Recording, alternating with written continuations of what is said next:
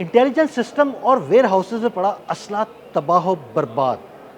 Iran ने America की अहमद अल Jabir air base की ईंट से ईंट बजा दी। ये अहमद अल जाबिर एयर बेस कहाँ पे मौजूद है और वहाँ पर किया गया हमला कितना कारी था, इस बारे में आमिर रज़ा से बात करते हैं। आमिर भाई, अहमद अल जाबिर एयर बेस का नाम आ रहा है, वहाँ पर ईरान ने ड्रोन हमला किया है। सुना है कि वेयर हाउस में पड़ा हुआ असला जो है ना वो भी तबाह हो गया, उनका इंटेलिजेंस सिस्टम भी नेस्तो नाबूद हो गया। कितना नुकसान हुआ है? देखिए, पहली बात तो यह है कि मुझे अब ज़ेलेंस्की की खबर जो है बिल्कुल दुरुस्त मालूम होना शुरू हो गई है। यूक्रेन के सरबराह ज़ेलेंस्की जो ये जो बयान दिया था कि रशिया जो है ये सैटेलाइट इमेजिंग के ज़रिए जो है उनको टारगेट बता रहा है जी बिल्कुल और ऐसे उसी ही है। टारगेट के हिसाब से ईरान हमलावर हो रहा है।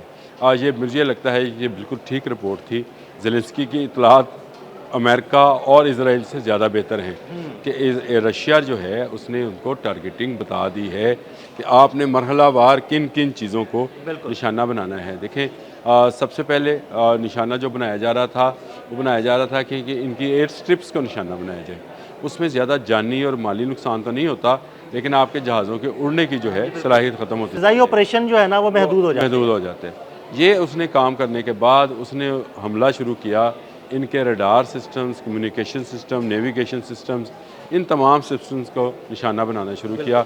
वो शुरू हुआ इराक़ से शुरू होता है और फिर वो चलते चलते कुवैत, फिर कतर, फिर बहरीन, फिर वो उर्दन, ये आप सारी पट्टी जो है मतलब इन सब ममालिक इन में सब जो ममालिक अमेरिकी का एयर बेसेस हैं उनको निशाना बनाया निशाना गया। बनाता है। मैं अहमद अल जाबर की बात भी करता हूँ, लेकिन उससे पहले मैं आपको बता दूँ कि अगला मरहला क्या आना है। अगला मरहला आना है कि इनकी बिजली की तनसीबात को निशाना बनाना बिल्कुल, है। उसके बाद इनके पानी की पानी के तनसीबात को प्लांट्स निशाना बनाना है। बिल्कुल, ये बड़ा जंग ने एंड तक अगर जाना है तो ये ईरान ने इस तरह का प्लान बना रखा बिल्कुल है मरहलावार जो है ना और चीज़ों को उसके निशाना बना रहा है। पास ये मरहलावार चीज़ों की टारगेटिंग जो है वो उसके पास पिन पॉइंट्स हैं। यानी पिन पॉइंट से मुराद ये है कि उसको पता है कि कहाँ से मिसाइल चलेगा और कहाँ जाकर गिरेगा। इंटरसेप्ट होगा तो उसके लिए मुतबादल क्या होगा और उसके लिए ये स्ट्रेटजी, वॉर स्ट्रेटजी जो है उसने तरतीब दी है। अहमद अल जाबर एयर बेस जो है ये अमेरिका के कंट्रोल में है और कुवैत में मौजूद है सही। और यहाँ पर इनका कम्युनिकेशन सेंटर था, इनका असले के गोदाम थे और बहुत सारी इस तरह की तनसीबात थी। अब यहाँ पर पहले भी हमला, अगर आपको याद है, यहाँ बैलिस्टिक मिसाइल हमला किया गया था, लेकिन वो एयर स्ट्रिप्स पे किया गया था। बिल्कुल, अब के हमला जो है उनकी उन चीज़ों पे किया गया है जो कान, नाक बिल्कुल। समझे हाँ जी, जाते हैं। कान, आँख, नाक, नाक जो कम्युनिकेशन सिस्टम हो गया, उनके ईएनटी, रडार्स हो गए। ये समझे उनका अस्करी ईएनटी वार्ड था बिल्कुल ये जिसको निशाना बनाया है। और ये निशाना जो है ये बनाने के बाद अगली बारी जो आती है वो फिर आती है इनके रेजिडेंशियल एरियाज़ की। ये एक और जहद होएगी और उसके बाद आएगा उनका पानी का और उसकी बाकी चीज़ों का जो है। तो ईरान ने इस तवील जंग के लिए तैयारी भी तवील कर रखी है। इसीलिए अब तक इतने रोज़ा, 40 रोज़ा पहले जंग हो गई, आज भी मेरे हाल 20-21 रोज़ तो जी इस बिल्कुल जंग को भी ऐसे हो ही गए। है। 7 जुलाई से शुरू हुई हाँ थी जी, और ये 20-22 रोज़ों में चले 3-4 रोज़ वो भी निकाल लें जो कि जंग बंदी रही। हाँ जी बिल्कुल। मैं ये समझता हूँ कि ईरान ने अपना हर मिसाइल बेहतरीन तरीके से हदफ को निशाना बना के निशाना बिल्कुल पिन पॉइंट पॉइंट करके करके निशाना इस्तेमाल बनाया किया है बिल्कुल ऐसे और आहिस्ता आहिस्ता उनकी इंटरसेप्शन कुव्वत जो है इन जगहों की वो कम करता चला आमिर भाई इसी वजह से हुई है कि देखें वो क्या कर चूँकि उसने मरहलावार निशाना बनाना शुरू किया, तो उसने दूसरे मरहले में जब इनके इंटरसेप्टर्स जो है ना उनको निशाना बनाना शुरू किया ना, सारे निज़ाम जो है ना फ़िज़ाई दिफाई निज़ाम तबाह हो गए। जब वो तबाह हो गए तो वो इंटरसेप्ट करना ही छोड़ गए। हाँ, लेकिन चले ये बात तो आपने बिल्कुल सही की कि इनका दूसरा मरहला ही वो था हाँ जी बिल्कुल। कि इंटरसेप्टर्स ख़त्म किए जाए। अब इंटरसेप्टर सारे तो ख़त्म नहीं हुए होंगे, रहे हैं अभी भी इनके उर्दन में, कुवैत में मौजूद लेकिन हैं। आमिर भाई कितने सिस्टम कितने बचे रहेंगे? होंगे और जब ये स्वाम अटैक की सूरत में हमला करते हैं तो कितने ये है वो पैनिक, चीज़ों को निशाना ये बनाएंगे वो पैनिक है जो कितने मिसाइल, कितने ड्रोन्स, किसको निशाना ये वो बनाएंगे? पैनिक है जो आपको ट्रंप के, पेड हेक्सत के चेहरों पे नज़र आता है, इवन जेडी वेंस के चेहरे पे भी बिल्कुल नज़र ऐसे आता ही। है। ये वो पैनिक है जो कि नज़र आना चाहिए था किस पे, हमें मसूद पशकियान पे, अब्बास अरागची पे, उन पे बिल्कुल नहीं है आमिर बाकर भाई। कालीबॉफ पे और जो है हाँ, अच्छा वो मुश्तबा डटे हुए हमनई हैं, पे। वो डटे हुए हैं। अब मुझे बताएं, उनके चेहरों पे इत्मीनान नज़र आता है, इनके चेहरों पे परेशानी नज़र आती है, तो इसकी वजह यह है कि जंग को जितना आप तूल देते चले जाएंगे उतना आपका नुकसान होगा। एक बड़ी एयर बेस अहमद अल जाबर जो है इसको नुकसान पहुँचाया गया है, यहाँ पर मौजूद असले को तबाह किया गया, यानी गोदामों में पड़ा असला जल उठा है।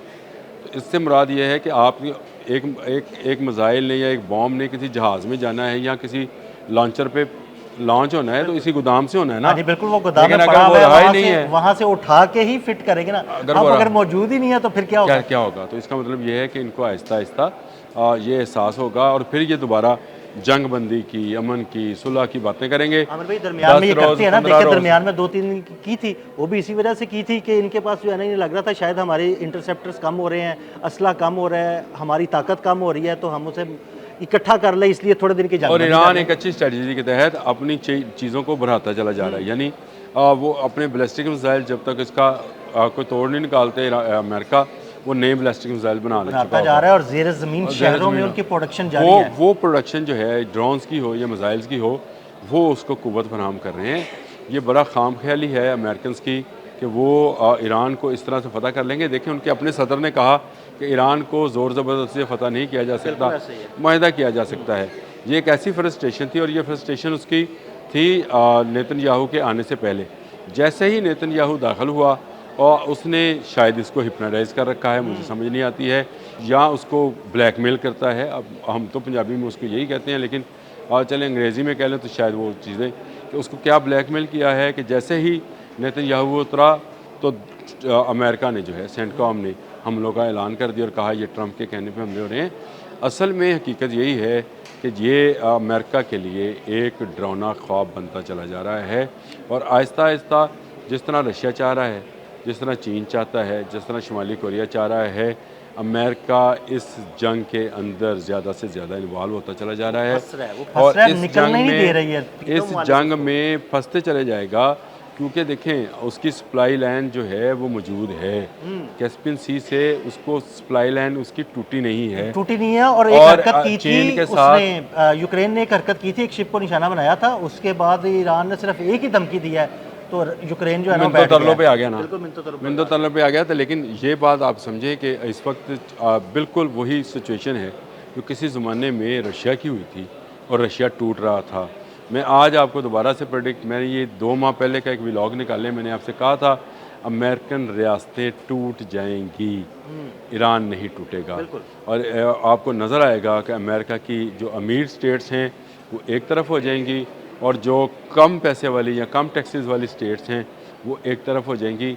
और ये बड़ी तकसीम जो है आपको आने वाले दिनों में, ये अगर ट्रंप मौजूद रहा और इसी तरह की पॉलिसी अगली आने वाली गवर्नमेंट ने भी बनाई, जो कि मुझे लगता है कि नहीं बनेगी, लेकिन अगर बनी तो फिर अमेरिका के लिए तबाही और बर्बादी और तकसीम के अलावा कोई चारा नहीं है। तो बहुत शुक्रिया आमिर भाई। आमिर भाई ने बड़ी तफसील के साथ इस सारे मामले पर रोशनी डाली। मज़ीद अपडेट्स के लिए हमें फॉलो करते रहें। अदील अहमद और आमिर रज़ा को इजाज़त दीजिएगा। अल्लाह हाफ़िज़।